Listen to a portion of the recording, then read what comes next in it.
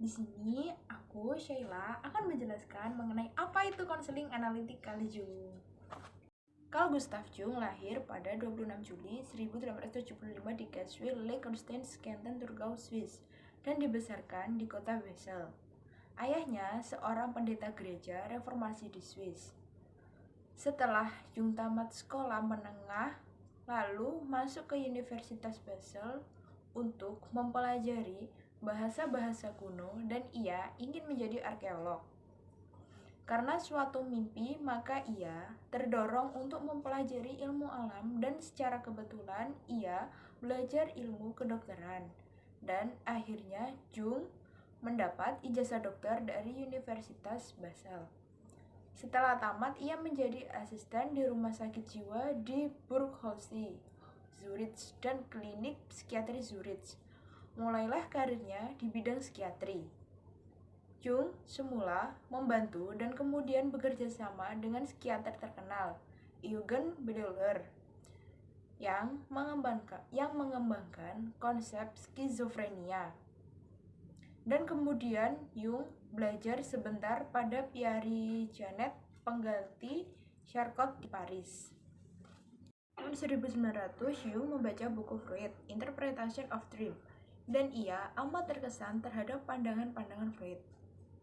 Pada tahun 1906, Jung mengirimkan salinan tulisan-tulisannya kepada Freud, yang pada umumnya mendukung pandangan Freud. Pada tahun 1907, Jung mengunjungi Freud untuk pertama kali dan pernah bercakap-cakap berdua sampai 13 jam. Dan kemudian mulailah hubungan menyurat secara teratur sampai tahun 1913.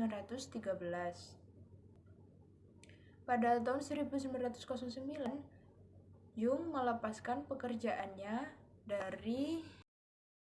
Pada tahun 1909, Jung melepaskan pekerjaannya dari rumah sakit jiwa Burghausen, Zurich, dan klinik psikiatri Zurich. Tahun 1910 sampai 1914, Jung menjabat sebagai ketua Asosiasi Psikoanalitik Internasional. Dan pada tahun 1914 timbul perbedaan pandangan dengan Freud. Kemudian melepaskan jabatan di Ketua Asosiasi Psikoanalitik Internasional dan berpisah selamanya dengan Freud.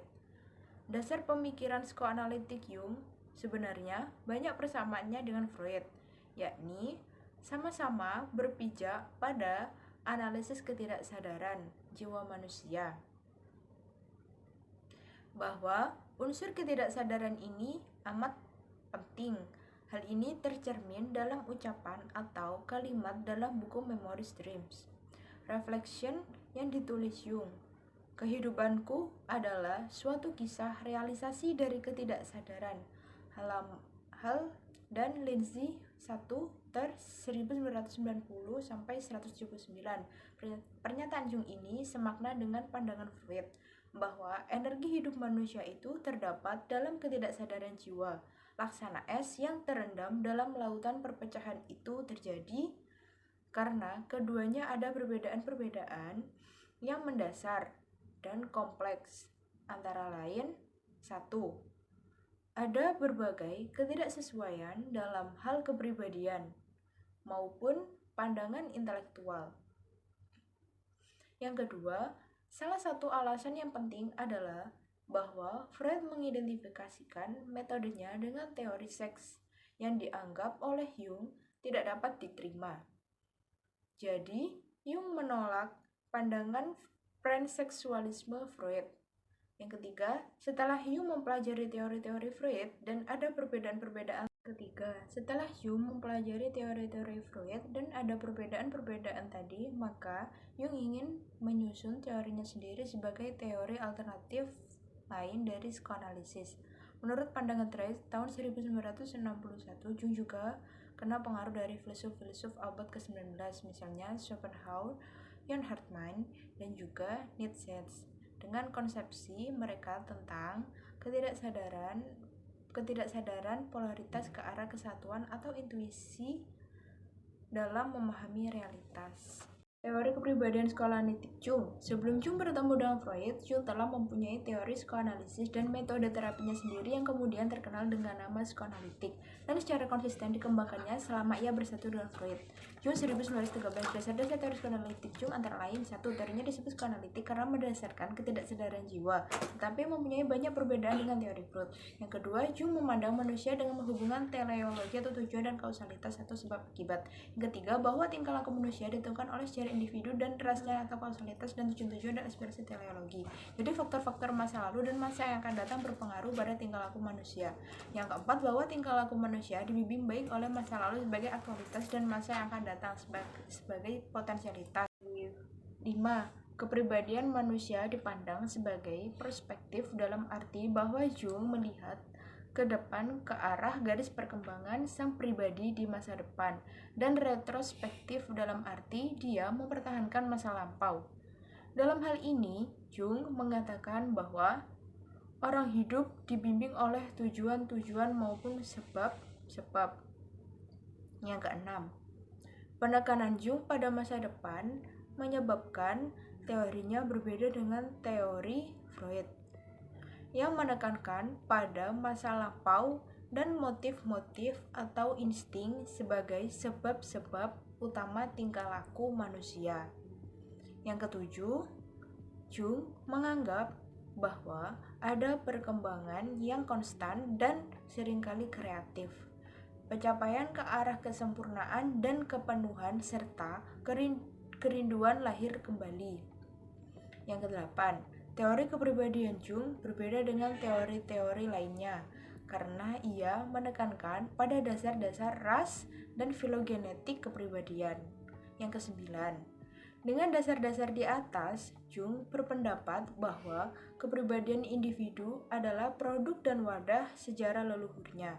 Yang kesepuluh, jadi dasar-dasar kepribadian bersifat arkais, primitif, bawaan, tidak sadar, dan mungkin universal.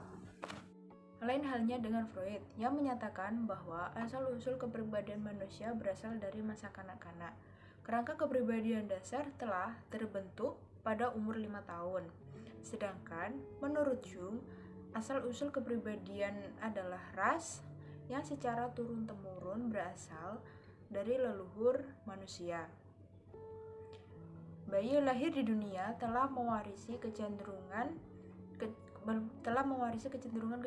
dari leluhurnya, dan kecenderungan ini membimbing tingkah lakunya dan sebagian penentukan apa yang disadarinya dan diresponnya di dalam dunia pengalaman ini. Jung menyebutkan adanya kepribadian kolektif yang dibentuk sebelumnya oleh dasar ras dan secara selektif menjangkau dunia pengalaman dan diubah serta diperkaya oleh pengalaman-pengalaman yang diterimanya. Jadi kepribadian individu itu merupakan hasil daya-daya batin yang mengenai dan dikenai daya-daya dari luar. Struktur kepribadian. Jung tidak berbicara kepribadian, melainkan tentang psike. Adapun yang dimaksud dengan psike adalah totalitas segala peristiwa psikis baik yang disadari maupun yang tidak disadari. Jadi, jiwa manusia itu terdiri dari dua alam, yaitu yang pertama alam sadar atau kesadaran, yang kedua alam tak sadar atau ketidaksadaran. Kedua alam itu tidak hanya saling mengisi, tetapi berhubungan secara kompensatoris.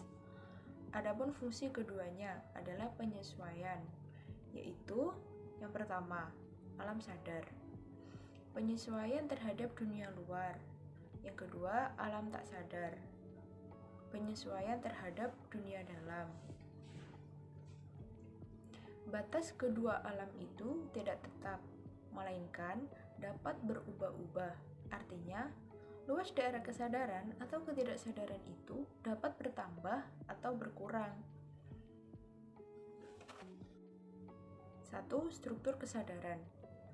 Kesadaran mempunyai 3 komponen pokok, yaitu ego, fungsi jiwa, dan sikap jiwa, yang masing-masing mempunyai peranan penting dalam orientasi manusia dalam dunianya. Yang pertama, ego. Ego adalah jiwa sadar yang terdiri atas persepsi-persepsi, ingatan-ingatan, pikiran-pikiran, dan perasaan-perasaan sadar. Ego itu melahirkan identitas dan kontinuitas individu. Dipandang dari segi sang pribadi, ego berada dalam kesadaran jiwa. Yang selanjutnya yaitu fungsi jiwa. Fungsi jiwa yang dimaksud oleh Jung adalah suatu bentuk aktivitas kejiwaan yang secara teori tiada berubah dalam lingkungan yang berbeda-beda. Jung membedakan 4 fungsi pokok. Yang pertama, fungsi pikiran, bersifat rasional. Berpikir itu melibatkan ide-ide dan intelek. Tujuan berpikir untuk memahami hakikat dunia dan dirinya sendiri. Berpikir itu mencari kebenaran atau kesalahan sesuatu. Yang kedua, fungsi perasaan adalah fungsi evaluasi, menilai. Perasaan adalah nilai benda-benda baik positif maupun negatif bagi subjek. Dengan perasaan, maka orang akan memperoleh. Dengan cara tersebut, manusia dapat mempunyai orientasi penuh dalam dunia nyata, sebagaimana menetapkan tempat secara geografis berdasarkan garis lintang dan garis bujur. Selanjutnya, 4 macam fungsi jiwa tersebut dikelompokkan menjadi 2 fungsi. Yang pertama yaitu